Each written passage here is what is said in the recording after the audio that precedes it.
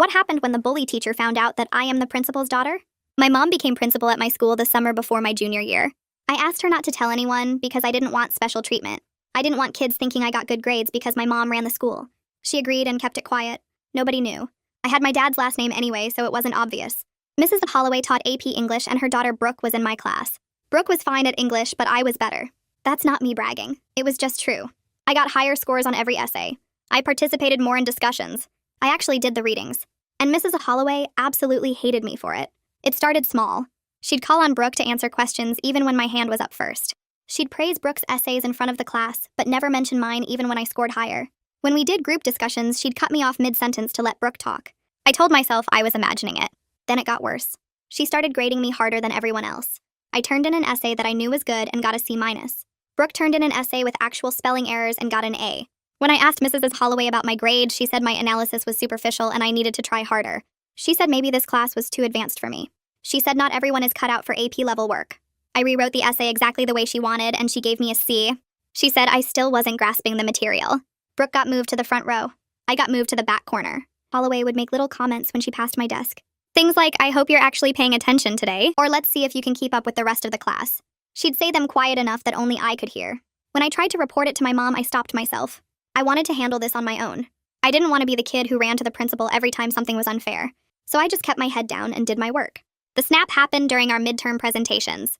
Everyone had to present an analysis of a novel in front of the class. I spent 2 weeks on mine. I practiced every night.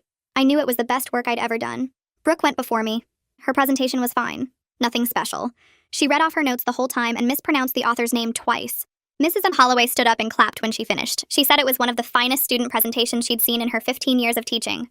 She said Brooke had a natural gift for literary analysis. She said she was so proud of her. Then it was my turn. I gave my presentation and I knew I nailed it. I didn't use notes. I made eye contact with the class. I hit every point perfectly. When I finished, Mrs. Holloway just stared at me. She said it was clear I had copied my analysis from the internet because there was no way I could have come up with those ideas on my own. She said she was giving me a 0 and reporting me for academic dishonesty. The whole class went silent. I felt my face get hot. I told her I didn't cheat. I told her I worked on this for 2 weeks. She said that was exactly what a cheater would say. She said I should be ashamed of myself for trying to take credit for someone else's work. She said she knew from day one that I didn't belong in her class. That's when I snapped. I didn't yell. I didn't cry. I just looked at her and said I wanted to discuss this with the principal right now. Mrs. Holloway laughed. She said fine. She said she'd be happy to tell the principal exactly what kind of student I was. She said the principal would probably recommend I be expelled for cheating. She told me to go ahead and make an appointment if I thought it would help. I said I didn't need an appointment. I pulled out my phone and called my mom. The whole class watched. Mrs. Holloway had this smug look on her face like she was about to win. Then my mom picked up and I said, "Hey Mom, can you come to Mrs. Holloway's classroom right now?" Mrs. Holloway's face changed. She said, "Mom?" I said, "Yes." "My mom is the principal." The color drained out of Mrs. Holloway's face completely. Mom walked through the doorway, and every head in the room turned toward her. She wore her principal blazer and carried a leather folder under one arm. Her face looked calm, but I could see the tight line of her jaw. Mrs. Holloway stood next to her desk with both hands gripping the edge. The grade book sat in front of her and her knuckles had gone white. Nobody moved. Nobody breathed. I watched my classmates' eyes go from me to Mom to Mrs. Holloway and back again. The silence felt heavy and thick. Mom's heels clicked against the floor as she walked to the front of the room. Mrs. Holloway opened her mouth, but nothing came out. Her face had lost all its color and she looked like she might throw up. Mom stopped a few feet away and straightened her blazer. She looked at Mrs. Holloway without any expression on her face. The professional mask was perfect. Mom asked Mrs. Holloway to step into the hallway for a private conversation. Her voice came out steady and measured. Not angry, not upset, just completely professional. Mrs. Holloway's hands started shaking as she picked up her grade book. She fumbled with it and almost dropped it. A substitute teacher appeared in the doorway behind Mom and moved into the room. Mrs. Holloway walked toward the door like someone heading to their own execution. Her legs looked unsteady. She kept her eyes on the floor. Mom followed her out and closed the door behind them. The substitute teacher introduced herself, but I didn't catch her name. Through the small window in the door, I could see Mom and Mrs. Holloway standing in the hallway. Mrs. Holloway's mouth was moving fast. Her hands gestured wildly. Mom stood perfectly still with her arms crossed. Then Mrs. Holloway's voice got louder. I could hear it through the door even though I couldn't make out the words. She sounded desperate, like she was making excuses and explanations that kept getting more frantic. Mom didn't move. She just listened with that same calm expression. Voice rose higher and I heard the word misunderstanding and the phrase just trying to motivate. Mom's face didn't change at all. Nicholas Berg sat 2 desks over from me. He leaned across the aisle and whispered that he'd been wanting to say something for weeks. His voice was quiet enough that only I could hear. He said he saw how Mrs. Holloway treated me differently. He saw the grades that didn't make sense. He saw the comments and the way she cut me off during discussions, but he didn't know how to say anything. He didn't know if anyone would believe him. 2 other students sitting near us nodded. A girl named Sarah turned around in her seat and whispered an apology. She said she should have spoken up. She said she felt bad every time Mrs. Holloway made those comments to me. Another student named Marcus said the same thing. Then another. Suddenly, half the class was quietly apologizing for staying silent. They all saw it. They all knew it was wrong. But nobody said anything until now. I felt this weird mix of feelings. Part of me felt good that people actually noticed, that I wasn't imagining things, that other people saw the same unfair treatment I experienced. But another part of me felt sad and a little angry. Why did it take this big dramatic moment for anyone to acknowledge what was happening? Why didn't anyone speak up when it might have actually helped? I didn't say any of that out loud. I just nodded and whispered thanks. The substitute teacher told everyone to work quietly on their reading assignments. She said the situation would be resolved soon and we should focus on our work. Everyone pulled out books, but nobody actually read. The room buzzed with quiet whispers. People kept looking at me and then looking away when I caught them staring. Brooke sat in the front row at her usual desk. She stared down at her hands in her lap. Her face had turned bright red. The color spread from her cheeks down her neck. She looked embarrassed and angry at the same time. Her shoulders hunched forward like she was trying to make herself smaller. I almost felt bad for her. This whole mess wasn't really her fault. She didn't ask her mom to favor her. She didn't ask for the inflated grades or the constant praise. But then I remembered how she was accepted all of it. How she smiled when Mrs. Holloway stood up and clapped for her presentation. How she never once said anything when her mom tore me down. She benefited from the unfair treatment and never questioned it. My sympathy disappeared pretty fast. 15 minutes passed before Mom came back. She walked through the door and moved straight to where I sat in the back corner. Her face still looked calm and professional. She asked me quietly to gather my things and come to her office. I shoved my notebook and textbook into my backpack. My hand shook a little as I zipped it up. Through the hallway window, I could see Mrs. Holloway walking fast toward the administrative wing. Mr. Henderson walked beside her. He was the assistant principal, and he looked serious. Mrs. Holloway's arms were wrapped around her gradebook like she was trying to protect it. She didn't look back at the classroom. The second I stood up to leave, the room exploded in whispers. Everyone started talking at once. The substitute teacher tried to quiet them down, but it didn't really work. I followed Mom out into the hallway and heard the noise level rise behind us. Everyone was trying to process what just happened. I wondered what they were saying about me, about Mrs. Holloway, about the whole situation. Mom's office sat at the end of the administrative wing. She unlocked the door and held it open for me. I walked in and she closed it behind us. The sound of the lock clicking felt final. Mom took a deep breath and set her leather folder on the desk. She sat down in her chair and gestured for me to sit across from her. Then she asked me to explain everything from the beginning. Her voice was still calm, but I could hear the edge underneath. I opened my backpack and pulled out the folder I'd been keeping. Inside were all my graded essays from the semester. Every single one. I'd kept them all even though seeing those unfair grades made me feel sick. I spread them out on Mom's desk. Then I pulled out my notebook where I'd written down every comment Mrs. Holloway made, every public humiliation. Every time she cut me off or moved me to the back or told me I wasn't good enough. I'd documented everything with dates and times. Mom picked up the first essay and looked at the grade. C-. She read through it quickly. Her professional mask slipped just a little. I saw her jaw tighten. Her eyes got harder. She picked up the next essay. Another C, then another. She read through my notes about the comments, about being told I didn't belong in the class, about being accused of cheating. Her hands gripped the papers tighter. The anger showed in her eyes even though her voice stayed steady. She asked questions about specific incidents. I answered each one. The whole story came out. Everything I'd been holding in for months. Mom set down the papers and told me she had to handle this through proper administrative channels. She said every maternal instinct wanted to protect me right away, wanted to fix this immediately, but she had to follow the rules, had to do this the right way. She picked up her phone and called Kathy Marshall. Kathy was the English department head. She supervised all the English teachers, including Mrs. Holloway. Mom asked her to come to the office right away. 5 minutes later, Kathy knocked on the door. She came in looking concerned and confused. Mom explained the situation briefly. Then she asked Kathy to review my essays alongside Brooke's work from the same assignments. She wanted an objective comparison of the work quality versus the grades assigned. Kathy sat down at the desk and started reading. She picked up one of my essays and read through it carefully. Then she found Brooke's essay on the same assignment in the gradebook records. Her face changed as she compared them. Her eyebrows pulled together. Her mouth pressed into a thin line. She looked troubled. She read another pair of essays, then another. The pattern became obvious. My work was consistently stronger but graded much lower. Brooke's work had clear mistakes but received A grades. Kathy set down the papers and looked at Mom. She said the discrepancy was significant and concerning. She said this needed immediate attention. Mr. Henderson knocked on the door and came in carrying a thick file. He was the assistant principal and he handled most of the student complaints. He said he pulled Mrs. Holloway's personnel file after the hallway conversation. He spread out several papers on the desk. 2 years ago, a student transferred out of Mrs. Holloway's class. The transfer request cited unfair treatment and bias. The complaint wasn't investigated thoroughly at the time. Last year, a parent complained about grade inflation for students Mrs. Holloway personally liked. That complaint also got brushed aside without real investigation. Mr. Henderson pointed to another document. 3 years ago, a different parent raised concerns about favoritism. The pattern was clear. This wasn't the first time. It wasn't even the second or third time. Mrs. Holloway had a history of this behavior. Nobody had taken it seriously enough to do anything about it. Mom's case for administrative action got stronger with each piece of evidence. She looked at me and then at the file. Her expression stayed professional, but I could see the anger building underneath. Mom asked me directly why I didn't come to her sooner. Her voice was gentle but firm. I told her the truth. I wanted to prove I could handle my own problems. I didn't want to use our relationship as a shield. I didn't want to be the kid who ran to the principal every time something was unfair.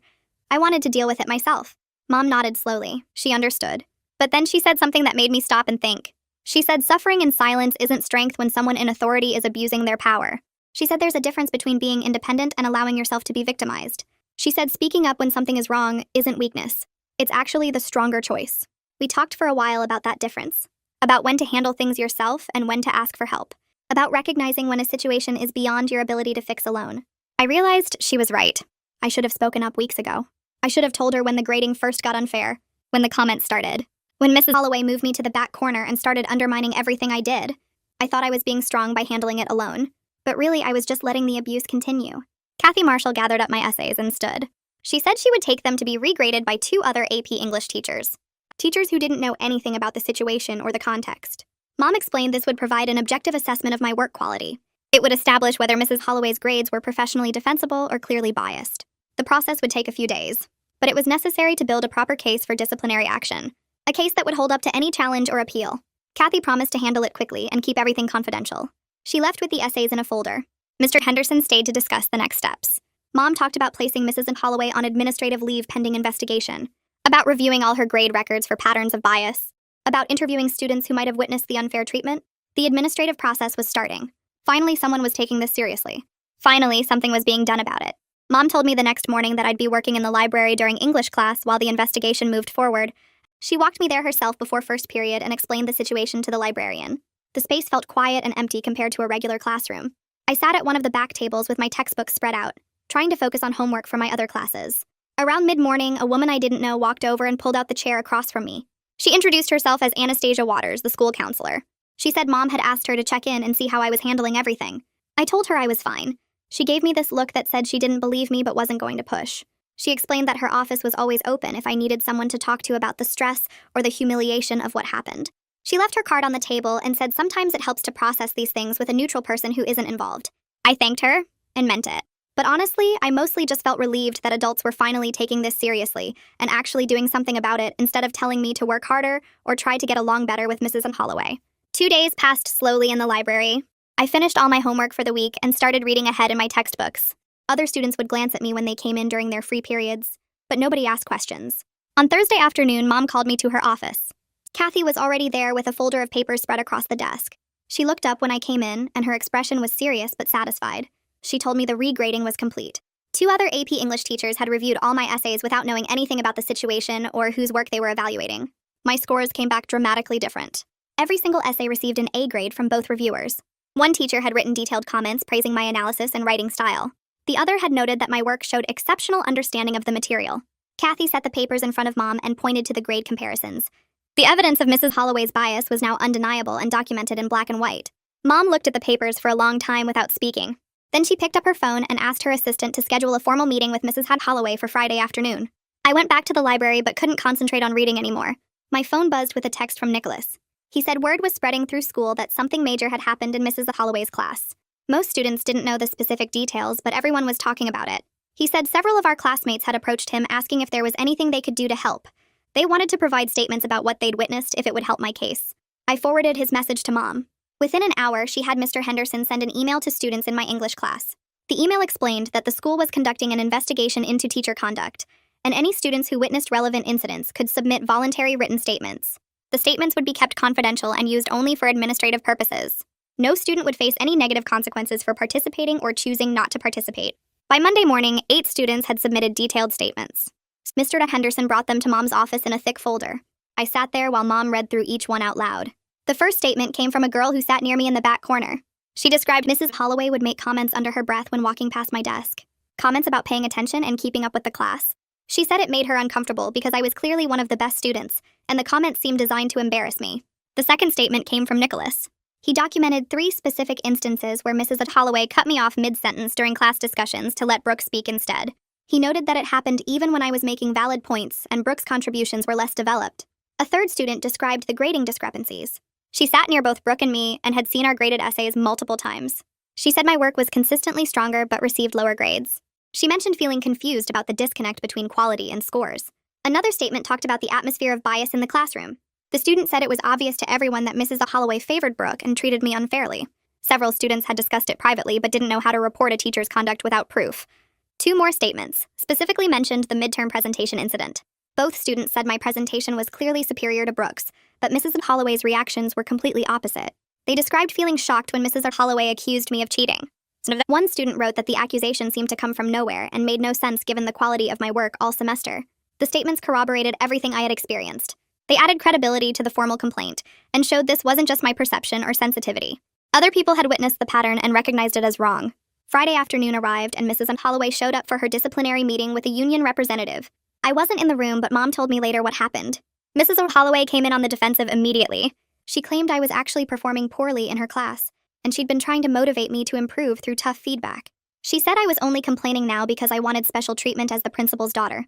She tried to frame the whole situation as a student who couldn't handle high academic standards and was using her mother's position to get out of consequences for mediocre work. Mom let her talk without interrupting. Then she calmly opened the folder on her desk. She presented the regraded essays first. She showed Mrs. Holloway the original grades and then the objective assessments from 2 other AP English teachers. She pointed out that my work consistently received A grades when evaluated without bias. She asked Mrs. Holloway to explain the dramatic discrepancy between her grades and the objective reviews. Mrs. Holloway stammered something about different teaching philosophies and grading standards. Mom moved to the student statements next. She read sections from each one out loud.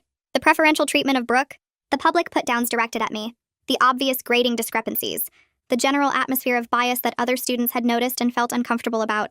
She showed Mrs. Holloway the documentation of her comments during the presentation incident. Multiple witnesses confirming that she accused me of plagiarism without evidence and said I didn't belong in her class. Mrs. Holloway's defense crumbled as the evidence mounted. Her face went pale and she stopped trying to argue. The union representative leaned over and spoke quietly to Mrs. Holloway. Mom said she could hear him advising that the evidence was overwhelming, and Mrs. Holloway should accept responsibility rather than make things worse by continuing to deny what clearly happened. Mrs. Holloway's composure broke completely. She started crying and admitted she felt threatened by my academic performance. She said having me in the class made Brooke look less accomplished by comparison. She said she knew it was wrong, but she couldn't help wanting to protect her daughter and make sure Brooke got recognition. She acknowledged that her behavior was unprofessional and inappropriate. Then she tried to minimize it by calling it poor judgment, rather than intentional harassment. She said she never meant to hurt me, and just wanted to help her daughter succeed. Mom's expression stayed neutral, but I could imagine the anger underneath. She explained that Mrs. Holloway would be placed on immediate administrative leave, while the district reviewed the case and determined final disciplinary action. Kathy would take over the AP English class for the rest of the semester. All of my grades would be reviewed and corrected based on the objective assessments. Mrs. Holloway's face showed she understood what this meant. Her teaching career at this school was effectively over. The next day, Brooke found me in the hallway between classes. Her eyes were red and puffy from crying. She stopped in front of me and said she needed to apologize. She said she was sorry for benefiting from her mother's favoritism. She admitted she knew something felt wrong about the constant praise and recognition. She said deep down she knew I was better at English, but she convinced herself she actually earned all the positive attention because it felt good to finally be the best at something. Her voice cracked when she talked about how her mother's actions had ruined everything. Now everyone would think she only got good grades because of favoritism. Nobody would believe she had any real talent or ability. I told her I didn't blame her for her mother's choices. She didn't ask for the special treatment and she couldn't control what her mother did. We had an awkward but honest conversation about how the situation hurt both of us in different ways. I lost confidence and felt attacked for doing good work. She lost credibility and would always wonder if her achievements were real or manufactured. Neither of us got what we actually needed from that class. Monday morning, Kathy stood at the front of the AP English classroom and introduced herself as the new teacher. She acknowledged that there had been a difficult situation that required administrative intervention. She didn't go into specifics about what happened or who was involved. She made clear that all students would be treated fairly and graded objectively going forward. She said her job was to help everyone learn and improve their skills without favoritism or bias. The class seemed relieved to have clarity and a fresh start, but the atmosphere was noticeably tense for the first few days. Students were careful about what they said and how they acted. Nobody wanted to be seen as taking sides or gossiping about the situation. Gradually, things started to feel more normal, as Kathy proved herself to be a fair and supportive teacher. My corrected grades were posted by the end of the week. The official transcript now showed consistent A performance throughout the semester. Every essay that Mrs. Holloway had graded unfairly was revised to reflect the objective reviews. Seeing the official recognition of what I actually earned felt validating after weeks of being told I wasn't good enough. Several teachers in other departments quietly mentioned they were glad the situation was addressed. They said they'd noticed my distress over the past months but didn't know the cause. Now they understood why I'd seemed stressed and anxious. Their support meant more than I expected. The school board meeting happened on a Thursday afternoon, 3 weeks after Mrs. Holloway's administrative leave started. Mom told me the board would review all the evidence and make their final decision about her employment. Brittany Holloway had to leave the room when they discussed her daughter's case because of the family connection. The other board members spent 2 hours going through everything. They looked at the regraded essays. They read the student statements. They reviewed the documentation of Mrs. Holloway's comments and grading patterns. Mom presented her recommendation for termination based on unprofessional conduct and abuse of authority. The vote was unanimous. Mrs. Holloway's teaching contract would not be renewed at the end of the semester. She was banned from returning to campus for any reason. Mom called me that evening to tell me the decision. Her voice sounded tired but satisfied. She said the board took the situation seriously and agreed that Mrs. Holloway's behavior violated professional standards. I felt relief wash over me knowing it was officially over. Dawn Holloway caught me in the hallway after school the next day. She teaches chemistry in the science wing, and I'd seen her around but never really talked to her. She looked uncomfortable as she approached me. Her face was red and she kept fidgeting with her car keys. She said she needed to apologize for her sister's behavior. She explained that family loyalty made her want to defend Mrs. Holloway at first. She said she told herself there must be some misunderstanding, or that the situation was being blown out of proportion. But then she saw the evidence. She read the student statements and looked at the graded work comparisons. She said there was no way to ignore what her sister had done. Her voice cracked a little when she talked about how embarrassed and upset she felt. I told her I appreciated her reaching out.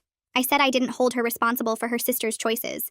She thanked me for understanding and said she hoped I could move forward without letting this experience damage my love of learning. We talked for a few more minutes and then she headed to her classroom. I felt good about the conversation. It took courage for her to approach me knowing what her sister had done. Mom and I had dinner together that evening at our favorite Italian restaurant downtown. We sat in a quiet corner booth and ordered pasta. She asked how I was really doing with everything that happened. I told her honestly that I felt relieved but also kind of drained from the whole experience. She admitted she struggled with wanting to intervene immediately as my mother, while knowing she had to follow proper procedures as principal. She said every maternal instinct told her to protect me right away, but she knew that would undermine the entire system. She had to trust the process, even though it meant I suffered longer than she wanted. I reached across the table and squeezed her hand. I told her I was grateful she handled it professionally. I said it proved the system works when people follow the rules, and that matters more than quick revenge. She smiled and said she was proud of how I handled myself through the whole situation. We spent the rest of dinner talking about lighter topics and laughing about random things. It felt good to just be mother and daughter without the weight of the school situation hanging over us. Anastasia Waters started checking in with me every week after the board meeting. She's the school counselor, and Mom asked her to monitor how I was adjusting emotionally and academically. We met in her office during my free period on Mondays. She helped me process the anger and hurt from being systematically undermined by someone in authority. We talked about how it felt to have my work constantly criticized and my abilities questioned. She explained that Mrs. Holloway's bias had nothing to do with my actual worth or capabilities. She said abusive authority figures often target people who threaten them in some way. My academic success made Mrs. Holloway feel like her daughter looked worse by comparison. That was her problem, not mine. We worked on rebuilding my confidence after weeks of being told I wasn't good enough. Anastasia gave me exercises to separate Mrs. Holloway's biased opinions from objective reality. She had me list evidence of my actual abilities based on other teachers' feedback and test scores. Seeing everything written down helped me realize how much Mrs. Holloway's treatment had been poisoning my self-perception. The counseling sessions made a real difference in how I felt about myself and my academic future. Kathy Marshall proved to be an excellent teacher who provided constructive feedback and fair grades based solely on work quality. She returned our latest essays on a Wednesday morning and spent time explaining her grading criteria to the whole class. She walked through what made a strong analysis versus a weak one. She pointed out specific examples from different papers without naming students. When she handed me my essay back, it had detailed comments in the margins. She'd noted where my argument was particularly strong and where I could improve my evidence selection. The grade at the top was an A-. She praised my essay analysis in class that day as an example of effective thesis development. I felt genuinely proud rather than suspicious of the recognition. The difference between authentic appreciation and biased favoritism became crystal clear. Kathy's feedback made me want to work harder and improve my skills. Mrs. Holloway's comments had made me want to give up and question everything I wrote. I realized how much Mrs. Holloway's treatment had been poisoning my self-perception and making me doubt abilities I actually had.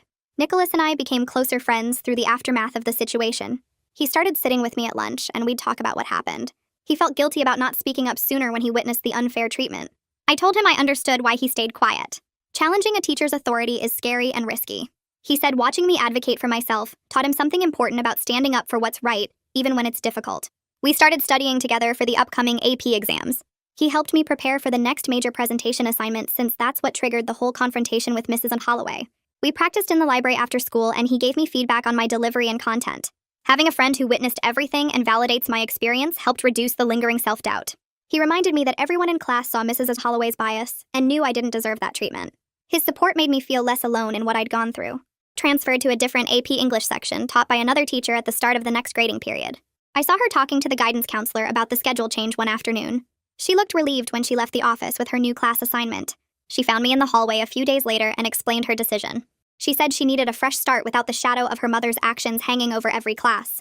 Everyone in our old section knew what happened, and she felt like they were constantly judging her. She wanted to establish her own academic identity separate from the favoritism she received. I told her I understood her decision and respected what she was trying to do. She thanked me for not being hostile about everything. We're not friends and probably never will be. But we nod to each other in the hallways without hostility. We both got hurt by her mother's choices in different ways. She lost credibility, and I lost confidence. Neither of us asked for that situation, but we both have to deal with the aftermath. The substitute teacher who supervised the class during the initial confrontation stopped me in the parking lot one afternoon. She said she'd been thinking about that day and wanted to tell me something. She said she was impressed by how I handled the situation with maturity and proper channels. She mentioned that many students would have either suffered in silence or lashed out inappropriately. Some kids would have screamed at Mrs. Holloway or caused a huge scene. Others would have just accepted the unfair treatment and never reported it. She said my approach demonstrated real character and strength. I called for help through the right channels and let the system work the way it's supposed to. Her words made me feel proud of how I managed the crisis, rather than ashamed that it happened. I thanked her for supervising the class that day, and for being willing to document what she witnessed. She smiled and said she was glad she could help. She told me to keep being brave and standing up for myself as I moved forward in life. Mom implemented new policies at the school based on lessons learned from my situation. She announced the changes at a faculty meeting and sent an email to all parents explaining the new procedures. Department heads now have to randomly audit teacher grades and compare them against student work quality. They pull samples from different classes and have other teachers review the work blind without knowing who graded it originally. The audits help catch bias patterns earlier before they cause serious damage. Mom also established an anonymous reporting system for students to flag concerns about unfair treatment without fear of retaliation. Students can submit reports online through a secure portal that doesn't track their identity. The guidance office reviews all reports and investigates when patterns emerge. The changes came directly from lessons learned through my situation. Mom wanted to make sure other students wouldn't have to suffer the way I did before someone noticed and took action. I felt glad that something positive emerged from the negative experience. My situation might prevent similar problems for other students in the future. My grades in other classes remained strong throughout the semester despite everything that happened with Mrs. Holloway. My history teacher gave me an A on my research paper about the civil rights movement. My math teacher praised my problem-solving approach during calculus lessons. My biology teacher selected my lab report as an example of excellent scientific writing. The consistent positive feedback from other teachers proved that my academic abilities were never the problem, despite Mrs. Holloway's claims. My history and math teachers both offered to write recommendation letters for college applications. They specifically mentioned my resilience and integrity during a difficult situation in their letters. They said I demonstrated maturity by handling a serious problem through proper channels, rather than giving up or retaliating inappropriately. The support from other faculty helped counterbalance the damage Mrs. Holloway tried to inflict on my academic reputation. I had concrete evidence that multiple teachers recognized my abilities and valued my work. Mrs. Holloway's biased opinions were the outlier, not the reality of my academic performance. 3 weeks passed since Mrs. Holloway walked out of the building for the last time. Kathy stood at the front of the classroom on Monday morning and asked if anyone wanted to redo their midterm presentations for proper evaluation. My hand went up before I could think about it. She smiled and told me to come prepared on Wednesday. I spent Tuesday night going over my analysis again. The same presentation Mrs. Holloway had called plagiarized. The same work she'd given me a 0 for. I practiced in front of my mirror until the words felt natural again. Wednesday arrived and I walked to the front of the class with my notes in hand. I didn't need them, but they made me feel more prepared. The classroom went quiet as I started talking. I made eye contact with different students as I explained my analysis of the symbolism and themes. My voice stayed steady as I connected the author's techniques to the broader message of the novel. I referenced specific passages and explained how they supported my interpretation. Nobody interrupted me. Nobody accused me of cheating. I finished my presentation and looked at Kathy. She was nodding and writing notes on her evaluation sheet. She looked up at the class and told everyone that my analysis demonstrated exactly the kind of critical thinking AP English is meant to develop. She said I showed deep understanding of literary devices and how to apply them to textual analysis. She marked an A on her grade sheet and held it up so I could see it. The vindication hit me all at once. This was the grade I'd earned 3 weeks ago. This was the recognition my work deserved. I walked back to my seat and several students gave me small smiles or thumbs-up gestures. Nicholas leaned over and whispered that my presentation was really good. I thanked him and sat down feeling lighter than I had in months. After class ended, 3 students approached me in the hallway. 2 girls from my discussion group and a boy who sat near the back. One of the girls apologized for not saying anything when Mrs. Holloway made those accusations. She explained that she wanted to speak up, but was scared of becoming a target herself. The other girl nodded and said she felt the same way. The boy admitted he knew the grading was unfair, but didn't know how to challenge a teacher's authority without proof. I told them I understood their fear, even though facing the attacks alone had been really hard. I explained that teachers hold power over grades and recommendations, so speaking up feels risky. But I also said I hoped they would stand up for other students in the future if they saw something wrong happening. I mentioned that bystander silence makes it easier for people in power to abuse that power. They all promised they would try to be braver next time. We talked for a few more minutes about the class and how different it felt with Kathy teaching. They seemed relieved to have apologized, and I felt a little better knowing they'd recognized what happened. Mom called me into her office after school that Thursday. She closed the door and told me the district was using my case as a training example. The professional development team created a presentation about recognizing bias and maintaining appropriate teacher conduct. She showed me the slides on her computer. They didn't use my name or any identifying information. The presentation described a situation where a teacher showed favoritism toward their own child and targeted another high-performing student. It outlined the warning signs other staff should watch for and the proper reporting procedures. Mom explained that administrators from 3 other schools in the district would see this presentation at their next training session. The situation served as a clear example of how personal relationships can corrupt professional judgment. I felt proud that my experience might prevent similar situations for other students. Mom said the district wanted to make sure teachers understood the serious consequences of bias and favoritism. She thanked me again for coming forward even though it was difficult.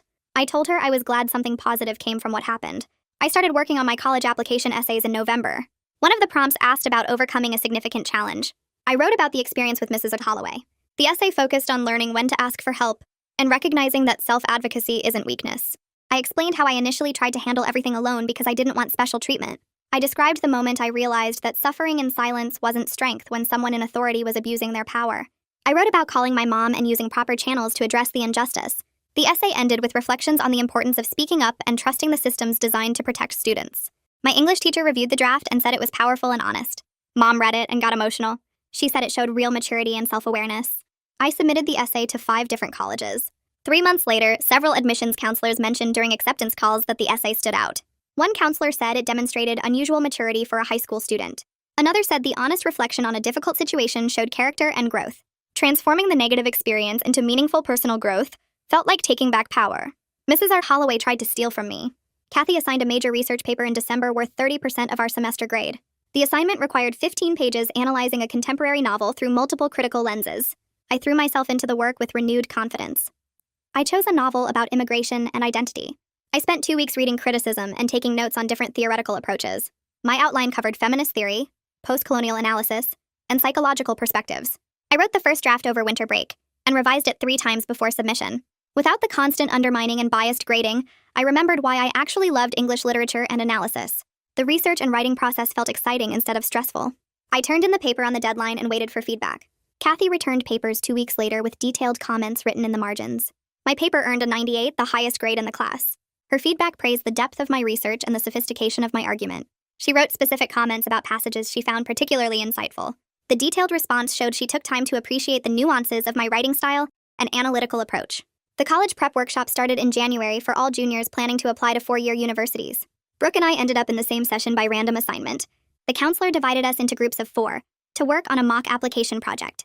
Brooke was in my group along with 2 students from other classes. We had to create a sample application package including essays, activity lists, and recommendation requests. The project required collaboration and honest feedback on each other's materials. Brooke and I worked together without awkwardness. She offered helpful suggestions on my activity descriptions, and I gave her feedback on her essay about overcoming perfectionism. She was genuinely talented when she wasn't being compared to others or inflated by favoritism. I could see her growing into her own academic identity, separate from her mother's influence. We completed the project and presented our mock application to the counselor. Afterward, Brooke thanked me for the feedback and said my suggestions really helped. I told her the essay was strong and she should feel confident about her applications. We probably weren't going to be close friends, but we'd reached a place of mutual respect and understanding about what happened.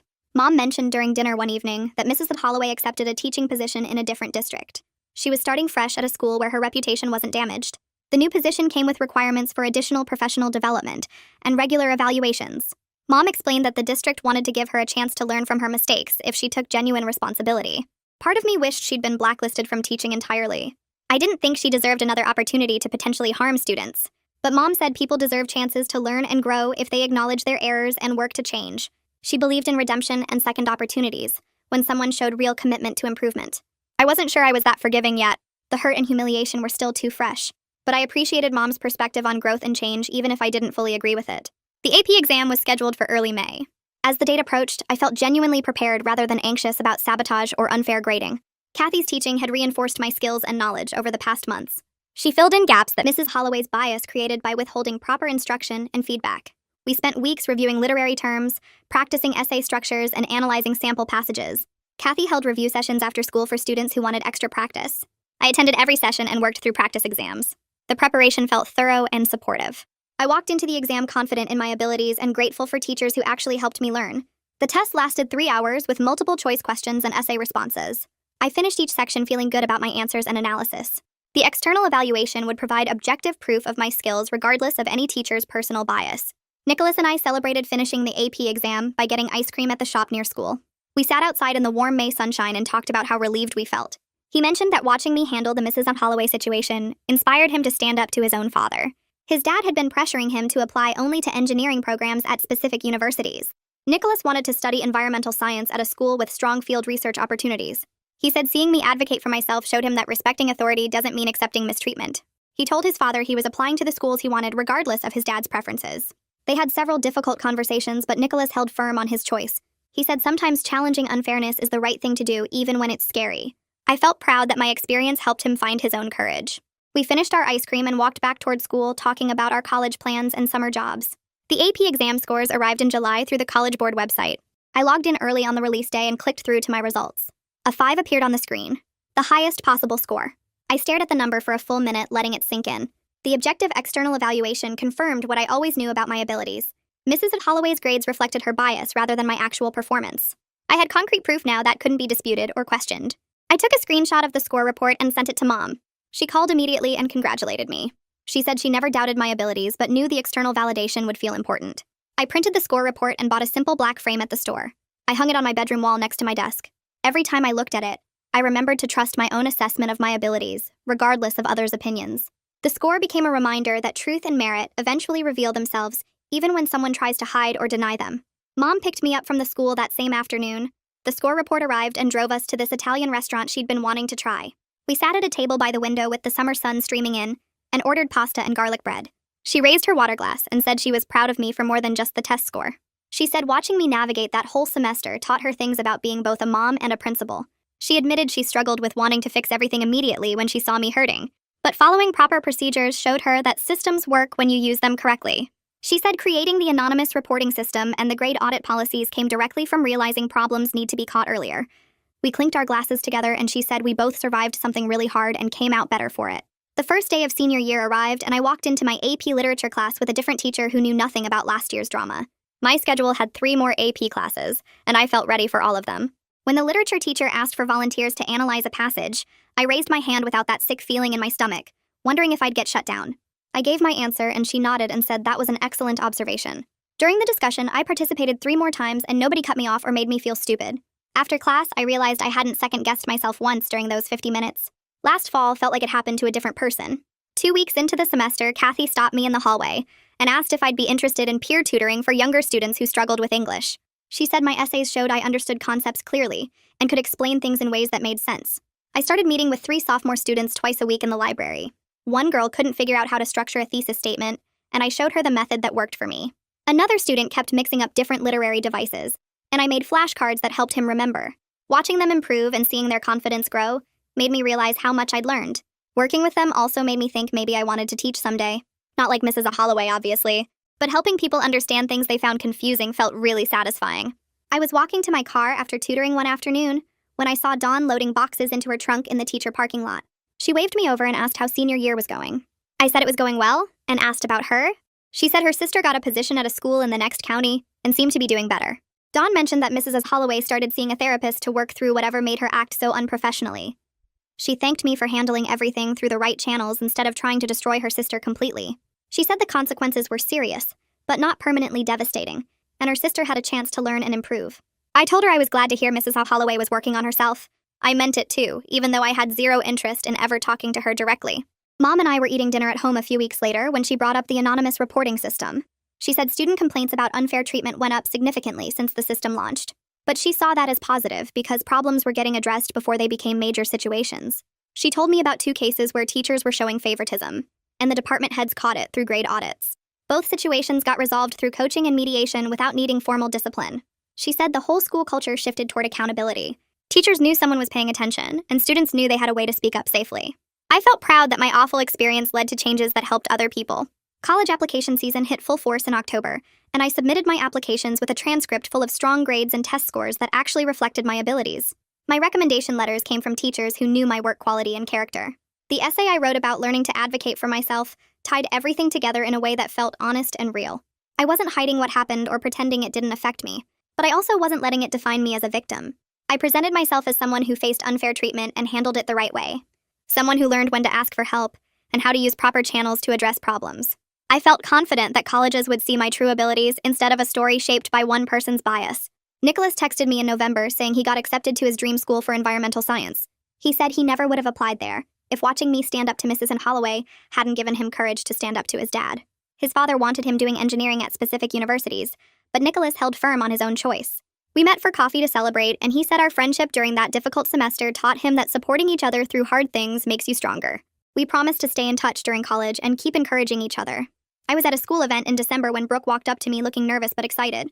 She said she got accepted to a competitive creative writing program at a university I'd never heard of. She told me that separating from her mother's shadow helped her figure out what she actually loved. She realized she wanted to write stories rather than analyze other people's literature. I told her I was genuinely happy for her, and I meant it. We both found our real paths after everything forced us to face uncomfortable truths about ourselves and our situations. Kathy called me into her office in January and said she wrote me a recommendation letter for a scholarship I'd applied to months earlier. She showed me the letter, and I read through paragraphs about my academic abilities and my integrity during adversity. She specifically mentioned how I handled the difficult situation with maturity and proper procedures instead of trying to get revenge. She said my work quality spoke for itself, but my character during crisis showed who I really was. Her support meant everything because it came from someone who evaluated me objectively and saw my actual capabilities. The scholarship committee announced winners in March, and my name was on the list. The award ceremony happened on a Saturday afternoon in the school auditorium with parents and students filling the seats. When my turn came, I walked to the podium and they read portions of my essay about self-advocacy and standing up to unfair authority. After the ceremony, several parents approached me saying the story hit home because their kids faced similar struggles, or they remembered their own experiences with biased teachers. One mom thanked me for speaking up because it helped her daughter find courage to report a problem in her own class. Sharing my experience publicly felt powerful instead of shameful. What Mrs. Holloway meant as humiliation became a platform for positive change. Mom sat in the third row of the auditorium during the scholarship ceremony, her professional principal composure barely hiding the emotion in her eyes. When they called my name and read excerpts from my essay about self-advocacy and standing up to unfair authority, I watched her press her fingers to her lips. I walked to the podium and accepted the award certificate, then gave my prepared speech about learning when to ask for help and recognizing that using proper channels isn't weakness. My voice stayed steady as I talked about transforming a painful situation into fuel for positive change and protecting future students from similar treatment. When I finished and walked off stage, Mom met me in the side hallway and pulled me into a tight hug. She told me that watching me turn what Mrs. Holloway meant as humiliation into a platform for advocacy made her prouder than any grade or test score ever could. We stood there for a moment while other families moved past us toward the reception area, and she said our relationship grew stronger through facing this challenge together. She admitted she learned as much from me about courage and integrity as I learned from her about proper procedures and professional boundaries. The experience taught both of us lessons about communication, trust, and the difference between protecting someone and empowering them to protect themselves. Later at the reception, several parents approached to tell me my story resonated with their own experiences or gave their children courage to speak up about problems they were facing. One mother thanked me specifically because her daughter reported a bias issue in her math class after hearing my speech, and the early intervention prevented months of unfair treatment. Knowing my difficult experience helped others made the whole ordeal feel worthwhile and meaningful rather than just painful. The final weeks of senior year passed in a blur of college preparation and last-minute assignments. I submitted my enrollment deposit to my first-choice university, a school with strong academic programs, and far enough from home to feel independent but close enough to visit. My transcript showed consistent high performance across all subjects, with my AP English grades properly reflecting my actual abilities after Kathy's fair evaluation. The letters of recommendation from teachers who knew my work quality painted an accurate picture of my academic strengths and character. My college essay about learning self-advocacy tied everything together in a way that felt honest and complete. I wasn't hiding what happened with Mrs. Holloway, or pretending it didn't affect me deeply. But I also wasn't presenting myself as a victim defined by someone else's bias and unprofessional conduct. The essay showed college as a student who faced unfair treatment, handled it through appropriate channels, and emerged stronger with clear understanding of my abilities. I felt confident heading to university with proper preparation, genuine confidence, and no lingering doubts about whether I actually deserved my academic success. Mrs. Holloway's attempt to undermine my academic identity failed completely, and I was moving forward with my integrity intact and my abilities properly recognized by people who evaluated me objectively. Graduation day arrived on a sunny Saturday morning in early June. I put on my cap and gown in the designated classroom where seniors gathered before the ceremony, surrounded by classmates I'd known for years. Nicholas found me in the crowd and gave me a huge grin, both of us excited and a little nervous about the transition ahead. We lined up alphabetically and processed into the packed auditorium while the band played the traditional march. Mom stood at the podium in her principal's robes, looking professional and composed as she welcomed families and prepared to present diplomas. When my row stood to walk across the stage, my heart started beating faster with anticipation. They called my name with honors recognition, and I walked across the stage trying not to trip over my gown. Mom handed me my diploma, and our eyes met with complete understanding of everything we navigated together this year. The moment felt triumphant, not just because I was graduating, but because I was doing so with my abilities properly recognized, and my character strengthened by adversity. She squeezed my hand briefly before I moved on to make room for the next graduate. I returned to my seat, clutching the diploma that represented 4 years of hard work and one particularly difficult semester that could have derailed everything, but didn't. My parents threw a graduation party at our house that afternoon, filling the backyard with family, friends, and several teachers who came to celebrate. Kathy arrived carrying a wrapped gift and immediately congratulated me on my college acceptance. She pulled me aside to the quieter corner of the deck and told me she felt confident I would excel at university. She said my experience this year actually prepared me well for handling challenges and advocating for myself in new environments. College would bring difficult professors, unfair situations, and moments when I needed to speak up for myself, and I now had proven skills for addressing those problems effectively. Her faith in my future success felt earned and genuine rather than empty praise. She knew my actual work quality and character, and her confidence came from objective observation rather than bias or personal connection. I thanked her for taking over the class and providing fair evaluation when I needed it most. She said she was just doing her job properly, which was exactly what every teacher should do. We rejoined the party, and I felt grateful for educators who understood their responsibility to students and took that role seriously. Nicholas found me near the food table and dragged me over to take photos with our group of friends. We posed in our graduation gowns, throwing our caps in the air and laughing at how ridiculous we looked in the formal attire. He joked that we should write a book about surviving biased teachers and call it How to Stand Up Without Getting Expelled. I laughed, but also felt grateful for friends who stood by me and learned their own lessons about speaking up. Nicholas admitted he almost stayed silent during the whole situation because he didn't want to get involved in drama between a student and teacher. But watching me advocate for myself inspired him to examine his own tendency to avoid conflict, even when he witnessed injustice. He said he learned that supporting friends through hard situations makes you stronger, and that speaking truth matters even when it's uncomfortable. Our friendship forged through adversity would last beyond high school, built on shared experience and mutual respect. We promised to stay in touch during college and keep encouraging each other to stand up for what's right. A letter arrived from the district superintendent 2 days after graduation. I opened the official envelope expecting some routine administrative communication and found a personal letter commending me for handling the situation with Mrs. Holloway through appropriate channels. The superintendent wrote that coming forward required courage, especially given my relationship with the principal and concerns about how it might look.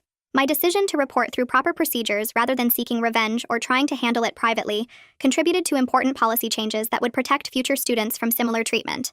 The letter acknowledged that the experience was difficult and unfair, but my response demonstrated maturity and integrity that reflected well on my character. Official recognition from district leadership validated that I did the right thing, despite how hard it was to face Mrs. Holloway's accusations and endure weeks of unfair treatment before speaking up. I showed the letter to Mom over dinner that evening, and she said the superintendent rarely sent personal letters to students. The fact that he took time to acknowledge my role in improving district policies meant my situation truly made a difference beyond just my individual case. Summer arrived, and I started working as a teaching assistant in a district enrichment program for middle school students. The program focused on helping younger students develop their writing skills through creative assignments and supportive feedback. I spent my mornings working with small groups of kids who struggled with organizing their thoughts or feared criticism of their work. The experience reinforced my love of education and learning while showing me the right way to mentor and encourage students. I consciously modeled the supportive teaching approach I wished Mrs. Holloway had taken, offering specific feedback that helped students improve without destroying their confidence. When a quiet girl showed me an essay she was nervous about, I praised the strong elements first before gently suggesting areas to develop. I watched her face light up with pride and relief, and I remembered how much I craved that kind of balanced feedback during my months in Mrs. Holloway's class. Working with these younger students helped me process my own experience by turning negative memories into positive action. I couldn't change what happened to me, but I could make sure I never made other students feel the way Mrs. Holloway made me feel. Mom and I met for lunch at our favorite cafe 3 weeks before I left for college. We sat at a corner table overlooking the street and talked about how the situation with Mrs. Holloway ultimately strengthened both our relationship and our individual growth. She admitted she learned important lessons about creating systems that catch problems early and supporting students who face unfair treatment. The new policies she implemented came directly from recognizing gaps that allowed my situation to escalate for so long. She said watching me suffer in silence taught her that students need clear, safe channels for reporting concerns, and that authority figures must actively look for signs of bias rather than waiting for complaints. I told her I learned when to ask for help, and that using available resources isn't weakness, but wisdom. I spent months trying to handle the situation alone, because I thought independence meant never asking for help. But real strength is recognizing when you need support, and having the courage to reach out before things become unbearable. We both grew through facing this challenge, and our relationship deepened through honest communication about difficult topics. Mom paid the check, and we walked back to the car, both of us feeling ready for the next chapter, even though it meant significant change. I spent the final week before college packing boxes and sorting through years of accumulated belongings. My room slowly transformed into a space stripped of personality as I decided what to bring to my dorm and what to leave behind. I folded clothes into suitcases with genuine excitement about the academic opportunities ahead, and confidence in my ability to handle whatever challenges arose. The experience with Mrs. Holloway taught me that I could advocate for myself effectively, that proper channels existed for addressing injustice, and that my abilities were real regardless of one person's attempts to undermine them. I was heading to university stronger and wiser than I would have been without facing and overcoming that adversity. The difficult semester became a source of strength rather than shame, proof that I could survive unfair treatment and emerge with my integrity intact. I packed my framed AP score report carefully between layers of clothing, planning to hang it in my dorm room as a reminder of what I overcame and achieved. Mom helped me carry boxes to the car on the morning we left, both of us ready for this transition, even though it meant big changes for our daily relationship. Move-in day at college arrived with chaos and excitement filling every corner of campus. My parents helped me carry boxes up 3 flights of stairs to my assigned room, where my roommate was already unpacking her side. She introduced herself as we arranged furniture and claimed closet space, immediately friendly and easy to talk to. After my parents left and we finished the basic setup, I hung my framed AP score report on the wall above my desk. My roommate noticed it and asked why I displayed a test score instead of photos or posters. I shared the story about Mrs. Holloway and the semester of bias, framing it as a lesson about self-advocacy and standing up to unfair treatment through proper channels. She listened with growing amazement and said she was impressed by how I handled such a difficult situation. She admitted she probably would have either stayed silent or blown up at the teacher, neither of which would have led to real resolution. Hearing my story made her feel braver about facing her own challenges in this new environment, knowing that speaking up through appropriate channels could actually work. We talked late into the night about our hopes and fears for college, and I felt grateful that my difficult experience could inspire someone else to advocate for themselves when needed. The first English class at college met in a lecture hall with rows of seats that faced a podium and a huge whiteboard. I walked in early and picked a seat in the middle section where I could see and hear everything clearly. Other students filtered in and filled the space with nervous energy and quiet conversations about summer break. The professor arrived exactly on time and introduced herself as Dr. Chen, before diving straight into a discussion about the syllabus and course expectations. She asked us to share our thoughts on a short passage she projected on the screen, and I raised my hand without hesitation. Dr.